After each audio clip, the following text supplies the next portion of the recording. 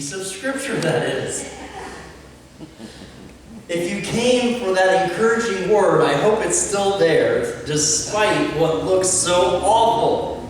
Jeremiah proclaiming that there is someone right there that wants to devour him, that is persecuting him. Now, we don't get the full story of what's happening to Jeremiah here. But it seems that the chief priest has responded to his prophecy.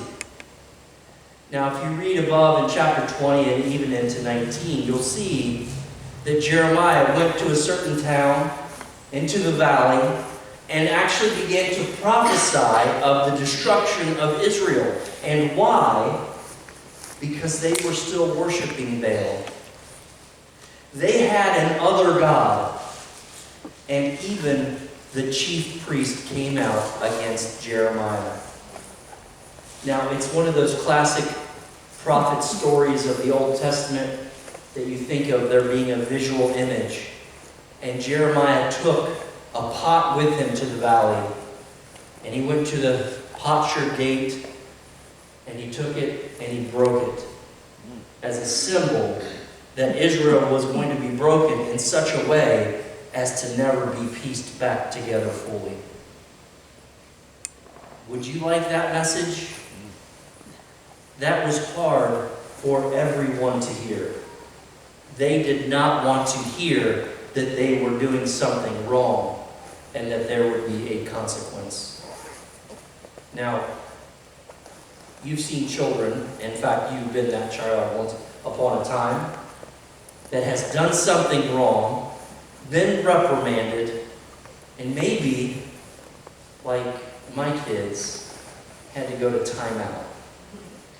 Taking time out, man, that's very frustrating. When you're doing the thing that you want to do, and you want to be on your way, but then you have to sit there and think about what you've done. Israel needed a time out. Sometimes we all need a time out. I really think that I need a time out sometimes. That's why Jessica has a special chair in the house that's just for me. No, that would be, actually that'd be very good. Honestly, that would probably, honey, maybe we should do that. We all have a timeout chair. Now, if you've ever done something that's wrong in your adulthood, isn't it so tempting to just sort of justify it, save face with other people, and move on? Pretend like you didn't do anything wrong? We tend to do that. We have that tendency to demonstrate that everything is fine with the way we're behaving. When in reality, we could have a Jeremiah standing there and saying, God's got your number. God sees what you've done, and you're going to be in trouble.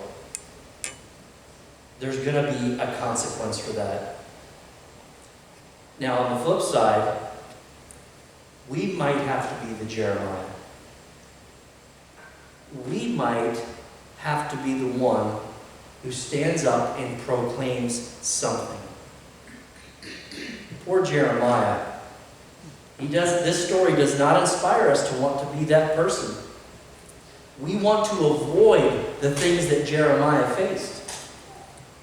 Jeremiah got slapped by the chief priest. Then he put him in shackles, or like the stockade type of thing. When he released him, Jeremiah, what do you think he did then? He said, "Oh, okay, you guys keep worshiping Baal." No.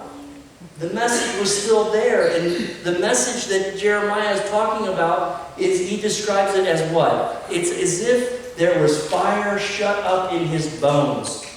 And he refers to it as the word of the Lord. But I don't want you to get hung up on the word of the Lord as we view the word of the Lord being the Bible. Because Jeremiah didn't have the Bible. He had God speaking to him the word.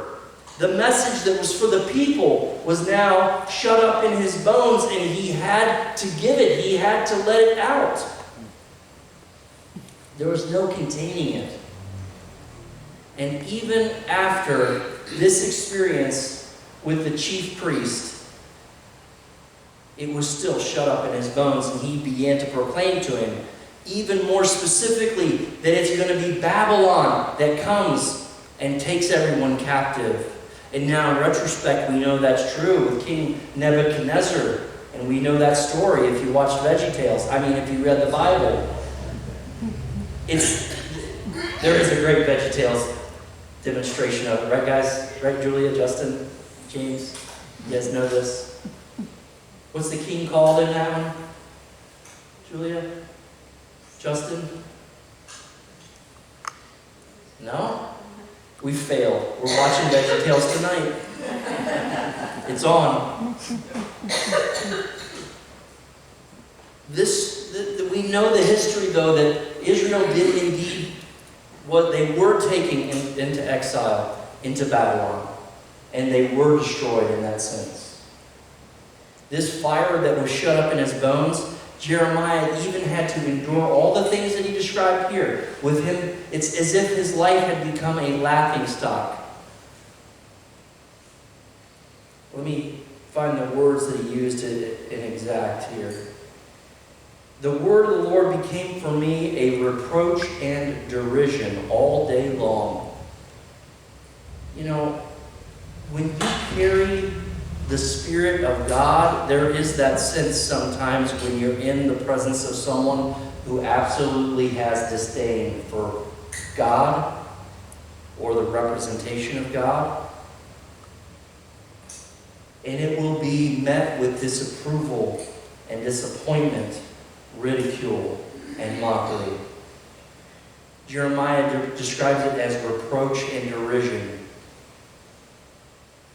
Instead of the church shoving religion down people's throat, we've become more gentle than ever, to the point that we're so timid even to share the gospel, lest we be accused of such ugly things.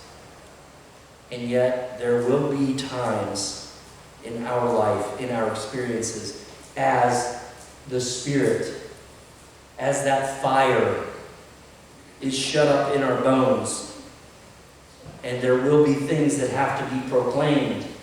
There will be times where we will be in the same position as Jeremiah. Now, when we think broadly about the position of the church in the United States and in the world and in the way that the world is going, that's not a hard conclusion to draw, that we are approaching greater and greater persecution. The world's cry for tolerance is actually a cry for intolerance for Christians. That's the scary part of being in the place that we are today, is that our desire for people to see the truth is met with a cry that we are the intolerant ones, when in fact we will become more and more persecuted.